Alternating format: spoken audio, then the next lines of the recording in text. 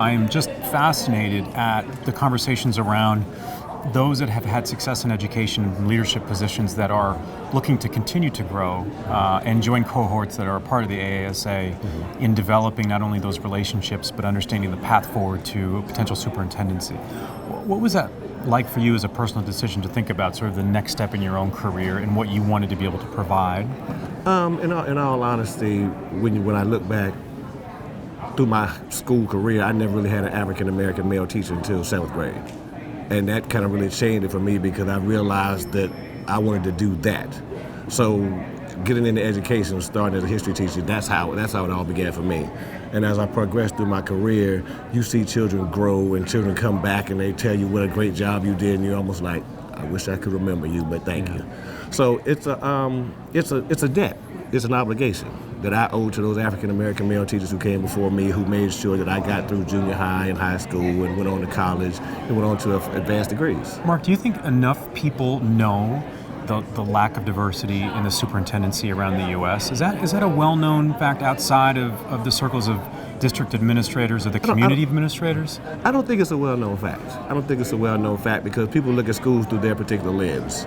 So people look at their school and their school district, but they don't really compare it to other school districts nationwide or even statewide because that's not their experience. I mean, it's shockingly low.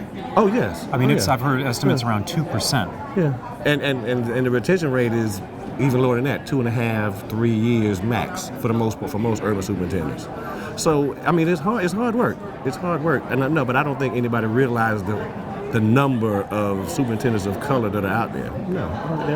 And the impact being that it's not just in being able to successfully, and I put that in quotes, run a district, but it's about also the culture of communicating the possibility, right? Isn't that a little bit of what you're doing to some degree, right? Young people seeing possibility. There's Dr. King. Look what he's doing. Look what he's achieving. Like I said, it's an obligation. It's what I owe them because I need them to see men of color wearing a tie every day.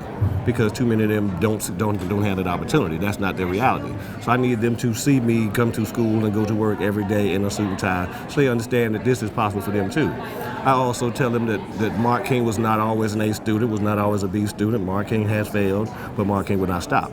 So you are going to fail at some point in your career, at some point during your life, but you cannot stop. Because if I stopped, I would not be here. So like I said, it's an obligation and there's a debt that you owe those people who came before you.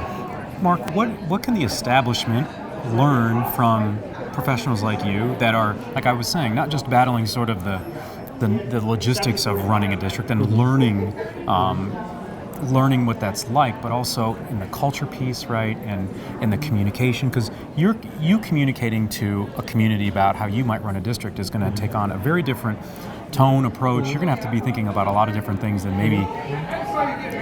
What can we learn? I think the biggest takeaway is creating opportunities like urban academies where you can train prospective superintendents in order to get them accustomed and acclimated to the work.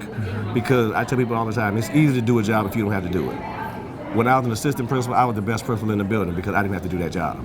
But once you become the principal and you understand the nuances that go along with that job, you have a better appreciation and understanding of it. So creating opportunities, just like with children, creating opportunities for children to take AP classes.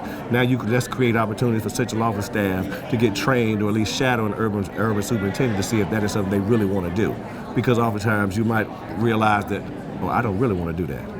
So creating opportunities for children in AP classes, creating opportunities for adults in central office or principals to get the opportunity to be trained in how to be an urban superintendent. I think that will create the opportunity for more minorities and people of color to get into the superintendency, or at least get the opportunity to make the decision if they want to do that. Do you think that there minority teachers and principals, are they even thinking about the concept or the potentiality of becoming a superintendent, or is it one of those things that because the numbers are so low, we don't even think about it in that way? I know a lot of my colleagues, they think about it. They do. A lot of my colleagues, they do think about it. They just don't know the steps to take to actually do it.